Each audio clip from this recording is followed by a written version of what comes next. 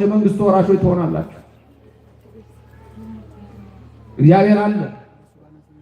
ዛሬ ፀሐይ ያወጣው እሱ ነው። እግዚአብሔር አለ።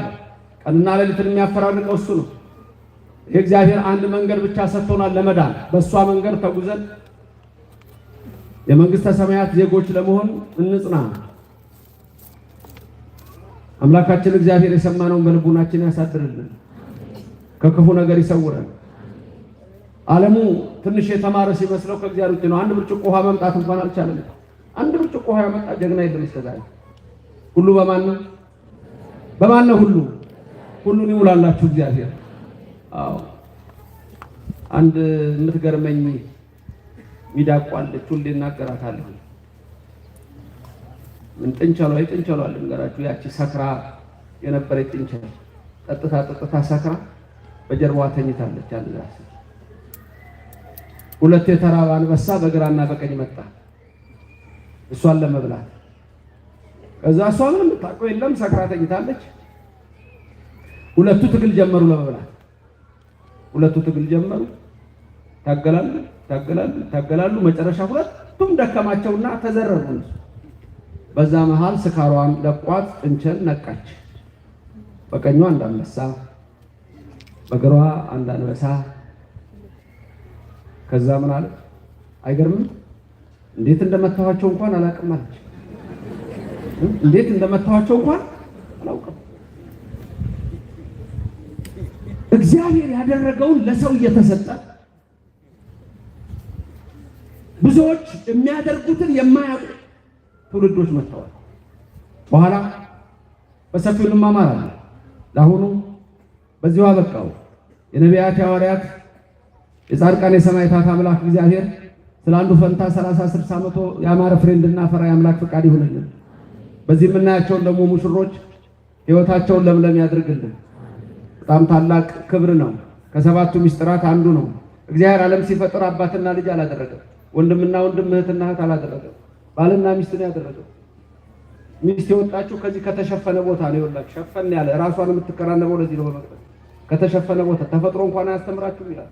ሌላው ደግሞ ክብካቤ ትፈልጋለች። ሚስት ወንዶች ክብካቤ ትፈልጋለች። ከልብ ስር ነው የወጣችው። እንደ ልብ ውደዳት ነው። ከዚህ ከግራ ጎን እኮ ነው። ጋብቻ ቅዱስ ነው።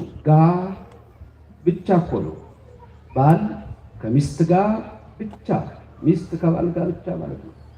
እግዚአብሔር ዓለምን ሲፈጥር እንዳልኳችሁ ወንድና ሴት አዳምና ሔዋን ሲወድቁም አንድ ላይ ሲነሱም አንድ ላይ። የመጀመሪያውን ታምር ሲሰራ ከጾሙ በኋላ ተመልሶ ሲመጣ በዕለተ ማክሰኞ በቃና ዘገሊላ ሰርግ ቤት ነው የነበረው። ሕይወታችሁ የበረከት ይሁን፣ ኑሯችሁ የቅድስና ይሁን። አብርሃምን ሳራን እንላለን ሁሌ። አዳምና ሔዋንን ያጸና፣ ኖህና ሃይከልን ያጸና፣ ይስሐቅና ርብቃን ያጸና፣ ዮሴፍና አስነትን ያጸና፣ ዘካርያስና ኤልሳቤጥን ያጸና እግዚአብሔር አምላክ እሱ ለዘላለም በእናንተ ላይ አድሮ ይኑር። ሕይወታችሁ ሁሉ ለምለም ይሁን። በሕይወታችሁ የተቀደሰ ሕይወት ይስጣችሁ። ጸንታችሁ በዚሁ ሥጋው ደግሞ እየተቀበላችሁ ከመጨረሻው ትኖራላችሁ። እግዚአብሔር የመንግስት ወራሾች ያድርጋችሁ። መልካም የተባረከ ትዳርና ሕይወት ጋብቻ ይሁንላችሁ። መልካም ሰርግ ይሁንላችሁ። አሜን። በኋላ በደንብ እንገናኛለን። እስቲ በኋላ እንገናኝ። ስንት ሰዎች ነን? በኋላ እንገናኝ።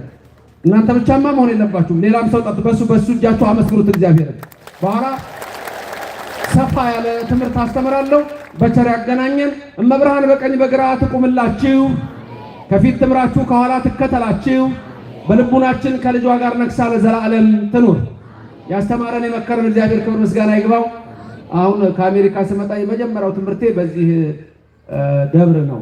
ባለፈው እዚህ መጥቼ ነበረ እና የደብራችን አስተዳዳሪ መላከ ሰላም በፍጹም እንድትመጣ ብለው ስላዘዙኝ የዛን ጊዜ እሺ ብዬ ቃሉን ተቀብዬ እግዚአብሔርም ደግሞ ፈቅዶልኝ ይሄው ትላንትናም ዛሬም እንደገና ደግሞ በኋላ ሊያገናኘን ነውና መላከ ሰላም ያደረጉልኝን ጥሪ ተቀብዬ በዚህ መጥቼ ሊቃውንተ ቤተክርስቲያንን አባቶችንም ለማየት እግዚአብሔር በዚህ ደብር እንዳገለግል ለኔም ፈቅዶልኛል።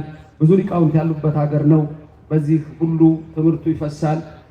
ሊቃውንት አሁን በትላንት ሲነገር የነበረው የቤተ አቅሌሲያ እነሱ የሚያስተምሩት ትምህርት እንደገና ደግሞ እንደዚሁ ደግሞ እነ መምህር ማዕበል የሚያስተምሩት ትምህርት ይሄ ለዓለም ሁሉ መዳረስ አለበት። በዚህ ያለው ይሄ ዋካ ሚዲያ የዚህ የደቡብ